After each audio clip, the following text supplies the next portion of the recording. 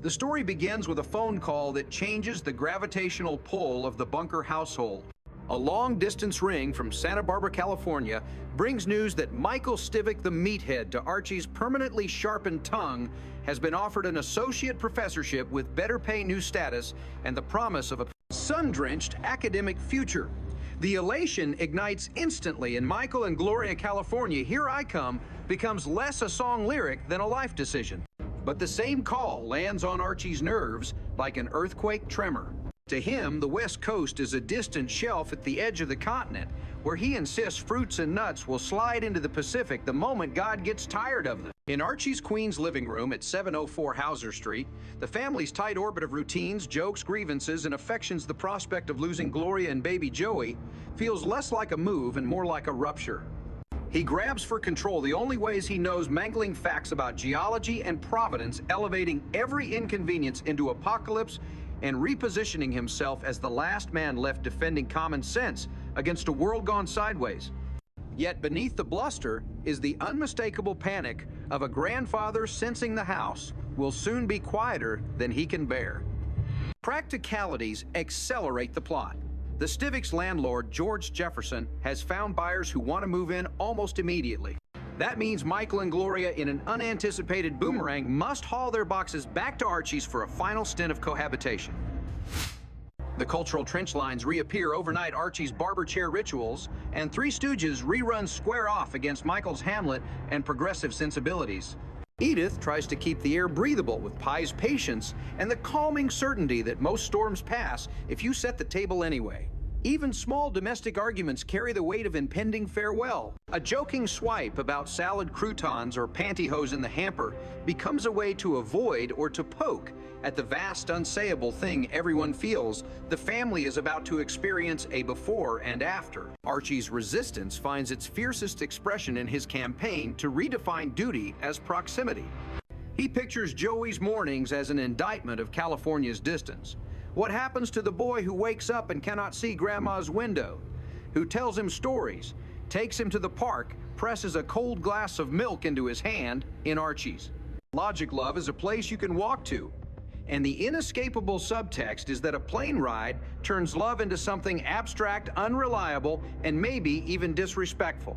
Michael hears it as manipulation, guilt, disguised as tradition, and Gloria, trapped between husband and father, tries to protect both promising happiness while blinking back tears that betray how much the word goodbye hurts when it becomes real.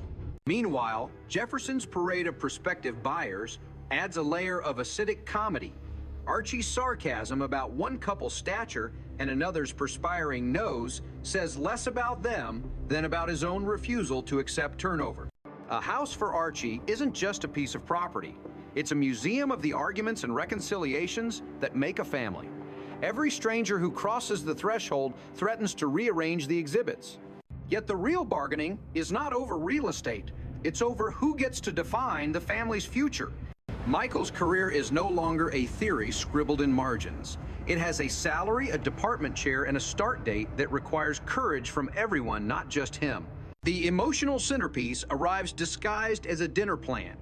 Edith prepares a lavish Last Supper at home turkey stuffing broccoli with hollandaise homemade pie, an edible plea to slow time for one more night. At that exact moment, Michael's new boss, Professor Lyman King, invites the couple to the Plaza Hotel. It's the perfect symbolic fork in the road family table or professional table, the comfort of known rituals or the audition for a new life.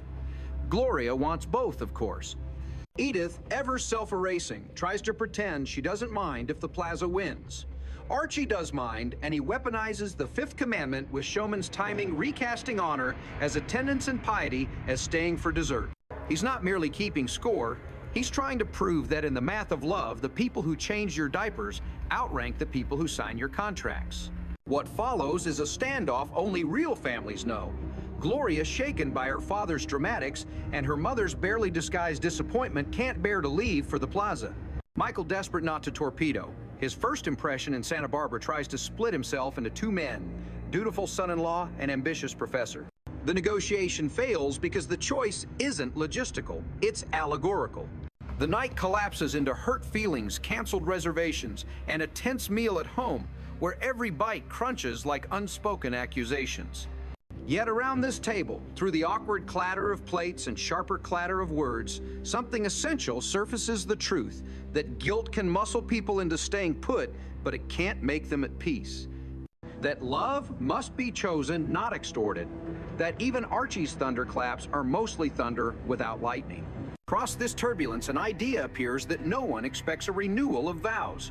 If the 10th anniversary trip to California will include a ceremony, why wait a year? Gloria proposes a living room re-wedding before they leave intimate, symbolic, and intentionally domestic. The Reverend Archie, misnames him of course, with characteristic clumsiness, arrives to officiate for both couples Michael and Gloria to reaffirm their future, Archie and Edith, to remind themselves of theirs. The passage the minister reads that oaks and cypresses must grow without blocking each other's sunlands like counsel, written precisely for a father who confuses protection with control. Even Archie, grumbling at first and treating vows like a vocabulary test, symbol of my vow, gets mangled into a comedy beat surrenders to the ceremony's pull.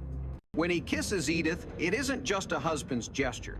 It's an admission that love survives only when it loosens its grip.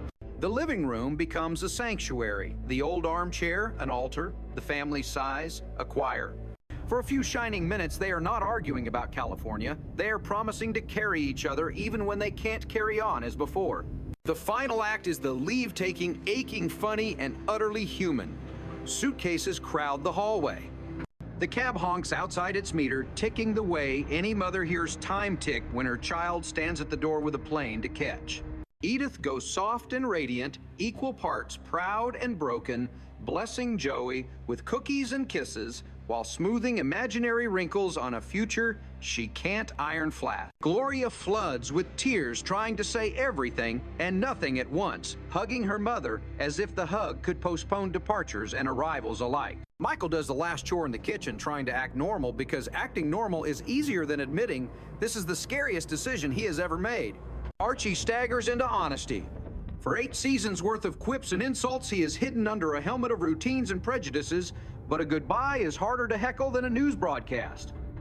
He mumbles practical advice about postcards, the taximeter, and the price of airport rides, because logistics is the only language he can use without crying. Finally, he blurts what he has always concealed behind nicknames and mockery: I love you. It arrives crooked and late but true, the way some fathers must love, as if the words themselves were heavy and he had to push them uphill. Michael, who has long read Archie's contempt and called it what it was, answers with his own confession that Archie has been a father of a sort one impossible to please, but deeply present, and that he will take care of Gloria and Joey. They shake hands without ceremony, and for a breath the generations meet without barbs.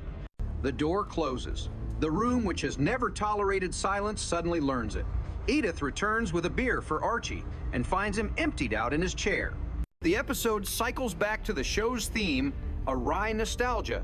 For those were the days, but it no longer means what it used to. Archie's brand of yesterday has always been a safe room, a place where men were men and decisions were simple. Now those days become a photograph in a frame, not a blueprint for tomorrow.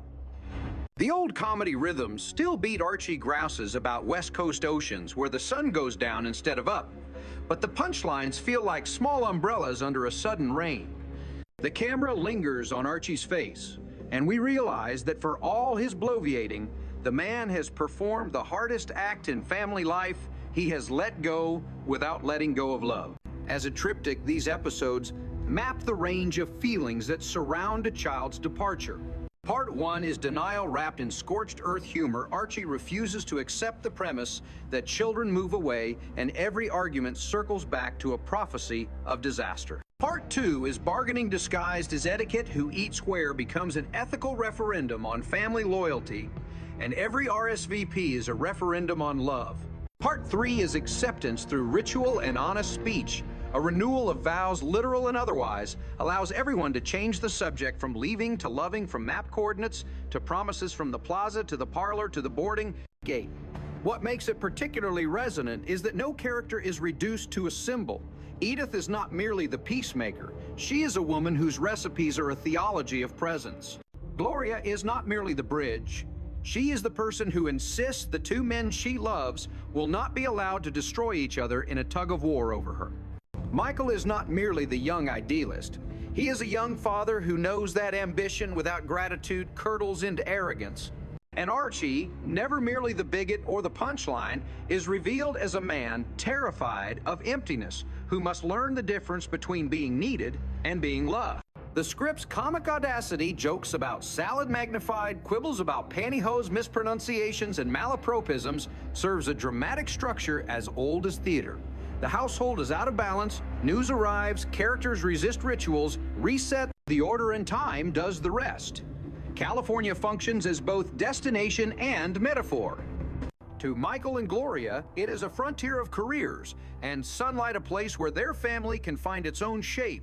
To Archie, it is an invisible hand pulling his daughter beyond the neighborhood's protective gaze. The show refuses to resolve the tension by declaring one side morally superior. It shows instead how love makes demands on everyone. The young must risk distance to grow. The old must risk loneliness to bless that growth. By the end, the audience has laughed through arguments and squirmed through manipulations. What lingers is not the memory of a single joke, but the image of Archie in his chair after the door closes. The house is the same, the chair is the same, even the beer is the same, but the sound, no extra plate clattering in the kitchen, no Gloria calling from the stairs, no Mike teasing from the doorway reveals what has changed. Parenthood, the show suggests, reaches its summit, not in the power to prohibit departures, but in the grace to survive them. Edith's generosity makes that survivable. Gloria's courage makes it necessary. Michael's decency makes it honorable. And Archie's reluctant blessing, malformed but unmistakable, makes it real. If the theme song's refrain, "Those were the days," has often been Archie's license to dismiss the present, these episodes quietly revise it. Those were the days because they taught everyone how to love without possession, how to argue without annihilation, and how to step into the future with both a suitcase and a memory.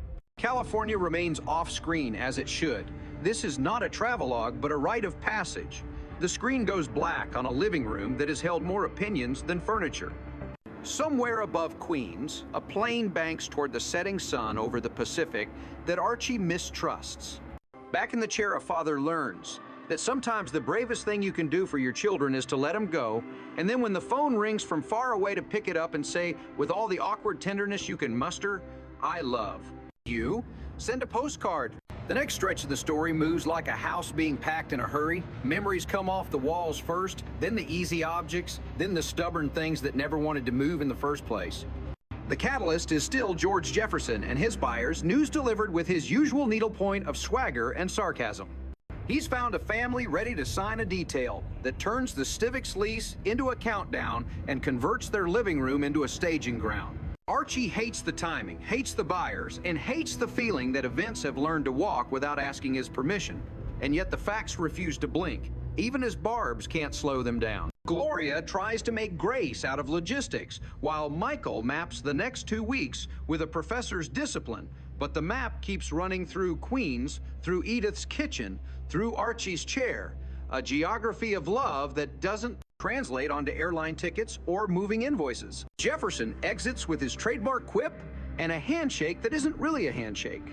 Behind him, the space fills again with the old arguments about duty and distance, safety and ambition, home and horizon. The Bambini's comic shorthand for any family who isn't. This family hover as a possibility and a joke, while Archie jabs, Edith winces, and Gloria watches a father transmute grief into wisecracks because it's the only alchemy he knows. An interim truce arrives, disguised as a planned move back into 704 Hauser for a short spell until the plane takes them west. Nothing could be more ordinary, and nothing hurts more. The minute their suitcases cross the threshold, the house starts playing its old song-shared bathrooms.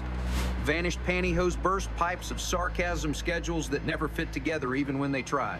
Michael and Archie fall into their ritual argument about culture, like two men stepping onto a well-worn stage. The Three Stooges battling Frankenstein on one side of the living room. Hamlet running around the castle with a ghost on the other. Archie champions high comedy with an axe to Curly's bald head. Michael dares to say the bard isn't crap. It's all very funny until it isn't, because beneath the shtick sits the unspeakable no room is big enough for two versions of truth, and the house can only keep one of them. That is why laughter here is never only laughter. It's a way to keep from saying goodbye too soon. The house becomes a choreography of small collisions. Joey's diaper rash needs a salve. A razor flashes too near a toddler. Pantyhose go missing and somehow wind up streaked across a mirror. The phrase "Last Supper" detonates in the middle of the kitchen like an unkind prophecy.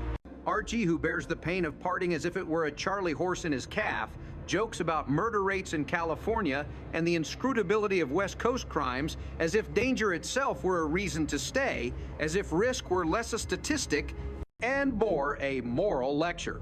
It makes Edith murmur Gloria stiffen and Michael roll his eyes while promising the professor that California is not a fantasy, but a plan, and that plans are what adults use to organize their courage. The phone call that matters belongs to Professor Lyman King. Dinner tonight at the Plaza. They're wrapped in good manners, and Lynn and Michael's future waits to meet him and to meet Gloria too. The excitement is real. So is the collision course with Edith's carefully prepared home feast, a goodbye meal she hoped would be the family's benediction. We can invite the professor here. Gloria suggests trying to stitch two worlds with one thread. Terrible idea, Michael counters, picturing a debate between Archie and a department chair. Archie versus Eric Severid as Gloria wryly frames it. Somewhere inside that tangle, love and guilt start wrestling again about the family has rehearsed for years. The living room becomes courtroom, and church in the same hour. Archie works guilt the way a trial lawyer works precedent, turning episodes into evidence, gestures into verdicts. He describes Joey's mornings in Queens with a detail that forces everyone to picture them: the small window, the view toward Grandma's place, the chocolate milk and cookies, the walks in the park, and the fairy stories at bedtime. He piles image upon image until the room itself seems to tilt in favor of staying. It is a remarkable performance and a manipulative one. He knows exactly where to aim the sharpest arrow. Even his darkest line, "two jugs on a mantelpiece," lands with the force of a curse he cannot take back. Everyone hears it. No one forgets it, and the silence it leaves behind is as heavy as a packed suitcase. Then comes the blow-up that makes decisions for them. In a tumble of needling jokes and wounded pride, words jump their tracks. The dinner table, designed to slow time and sweeten parting, becomes a battlefield where the weapons clatter. Archie mocks Edith, pleads Michael, hardens Gloria, draws a line. "This loony bin happens to be my father's house," she says, and the phrase does what blunt truth always does in this family: it puts the furniture back where it belongs. Archie threatens to hold the door open himself. Michael accepts the threat as permission. Gloria, the hinge between them, refuses to be crushed. The night fractures. The Plaza wins by default. The leftovers in Edith's kitchen become the relics of a ritual that could not happen. Underneath the noise lies a painful arithmetic. There was never going to be a dinner that could satisfy both a father's ache and a son-in-law's career. Someone had to choose a future. Someone else had to bless it or pretend to. But this family owns one more move, a ceremony to repair what dinner broke. The idea blooms in Gloria's mind with the stubborn light of a daughter who wants her husband and her father in the same photograph without blood on the floor. If they can't wait a year to renew vows in California, they will not wait at all. They will stage the vow renewal at home, where promises first learn to live. Edith, startled and shy, agrees.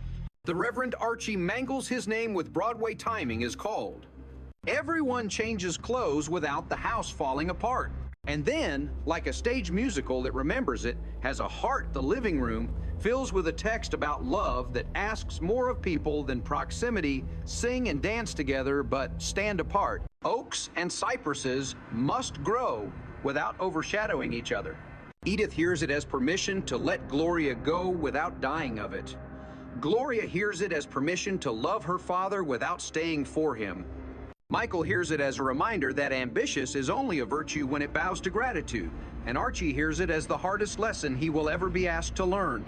He grumbles at the words, barks at the vowels, fights the ring, insists on Archie instead of Archibald, but the meaning gets inside him anyway. The moment is clumsy and luminous at once, the exact combination that makes family rituals true. Cameras imagined or real click in everyone's mind when the Reverend calls for the picture and asks them to say a word that would have set off an argument an hour earlier. They manage a smile. They manage the kiss too, even if the officiant has to remind Archie that a kiss is not a raid. Laughter floats up and loosens the ceiling. And for a breath, the house is not a contested border between past and future, but a bridge strong enough to hold both at once. Morning comes carrying the sound that flattens Mother's a taxi horn. Everyone moves as if the floor has turned to water.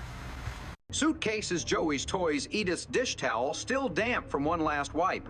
Each object becomes a symbol you didn't know you were writing until you have to put it down. Archie tries to talk about money, $15 to the airport taximeter ticking because arithmetic is safer than love. Edith reaches for Joey with the softest steak a grandmother ever held. Gloria's voice breaks and then steadies. She promises postcards as if postcards were medicine. Michael makes a last practical circuit glass of milk for Joey, a check on the stove, a nod to the cab because doing something is the only way to keep from drowning in feeling. Then the one sentence everyone deserved and no one expected, I know you always thought I hated you, but I love you. The words arrive crooked shy, almost apologizing for themselves, and precisely therefore they are real. And because love responds most when it thinks it is least safe, the answer comes back clean, I love you. They shake hands like men who have fought for years and finally recognize the enemy was fear. The door closes on a house that has rarely known silence, and silence teaches it a new lesson. The last image lingers like a stage light, refusing to go dark. Edith returns with a beer and places it by Archie's chair. He is there, the chair is there, the beer is there, and the missing sounds make each object louder. The theme song rises in your head, but its words are no longer an excuse to live backward. They become a frame for looking forward without pretending the past didn't matter. Even Archie's reflexive grousing about the coast, murder rates rich kids with guitars, shrinks into a nervous tick rather than a prophecy. He has done the impossible thing for a man who built his identity out of refusal. He has blessed a future he cannot control. It did not look like a blessing while it was happening. It looked like a squabble, a Charlie horse, a botched ring, exchange a taxi fare. But blessings often do. What makes this goodbye more than furniture moving is how clearly it understands the quiet contract between generations. Children promise to build their lives without cruelty to the past that helped them.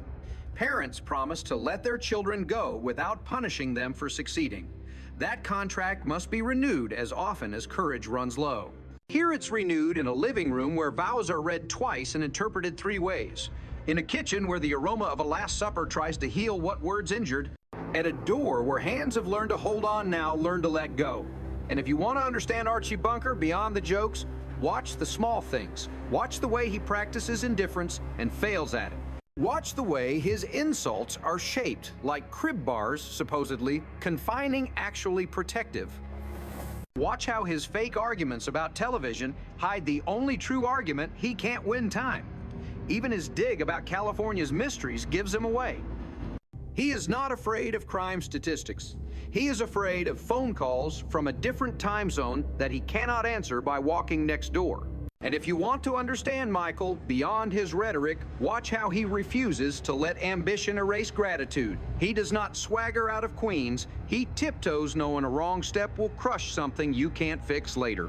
He jokes about fingernails and cocktail dresses, not because he's shallow, but because domestic comedy is the only currency most families accept at the border of change. He doesn't invite Archie to the plaza, not because he is ashamed, but because he is wise enough to keep a professional table from becoming a battlefield. He carries 2 promises toward the cab: that he will take care of Gloria and Joey, and that he will keep Queens inside California like a photograph tucked inside a wallet. Gloria, who is always the hinge and refuses to be the rope in a tug of war, finds the one gesture that dignifies everyone, a renewal of vows where no one has to be right to be loved. Her clarity is the plot's compass. When she calls the house a loony bin, she doesn't betray her father. She saves him. The straight naming of a thing is a form of love when euphemism has already done too much damage. And Edith, who pretends that cooking is just cooking and not theology, blesses each decision by making room for it even when that room is going to be empty tomorrow. If you want to know what grace looks like in a sitcom, it's the way Edith wipes down a counter after a fight as if she could erase pain with a clean rag. She can't, but she proves that it's worth trying. In this long leave-taking, even the show's running jokes become secular liturgy. The chair is an altar. The television is a choir loft where classics and slapstick argue about what counts as serious. The phone is a bell that calls people to confession and to dinner, sometimes at the same time. The door is a threshold where people learn the ancient ceremony of going away without vanishing. And the baby little Joey, with his rash and his milk and his giggles, becomes the program's final argument against despair. He cannot choose Queens or California. He doesn't have to. He will carry both in his story when he is old enough to tell it a grandfather who loved him in a language of jokes, and fussing a grandmother who loved him with cookies and casseroles, a mother who loved him with courage, and a father who loved him with promises he kept. There is an unavoidable melancholy in the way the camera and our own eyes keep returning to Archie after the door shuts. It is not pity. It is respect for a man who has completed a hard conversion. He has not changed political opinions. He has not advanced a theory. He has not even admitted he was wrong on the facts. He has done the more difficult thing. He has traded possession for blessing. That is a curriculum as rigorous as any university could offer, and the diploma is a quiet room.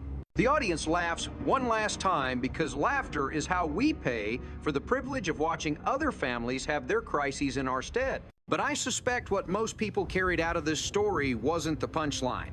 It was the shape of a posture, how to hold your hands when you're waving and letting go at once. Somewhere out of frame, a plane lifts through November air. Somewhere closer, a grandmother who has learned to smile while crying begins to tidy a kitchen that no longer needs to feed five. And in a living room that feels slightly too big, a man rehearses a new role, not the guardian at the gate, but the keeper of the porch light. He will switch it on some evenings when he doesn't have to. He will imagine the sound of a taxi years from now. He will picture the door opening and a small boy stepping in a little taller with a postcard's worth of California in his pocket. When that day comes, Archie will say something sideways, and Edith will translate it into love. They will all sit down, and someone will tell a story that begins, "Do you remember when?" That's how families survive geography. That's how this one will.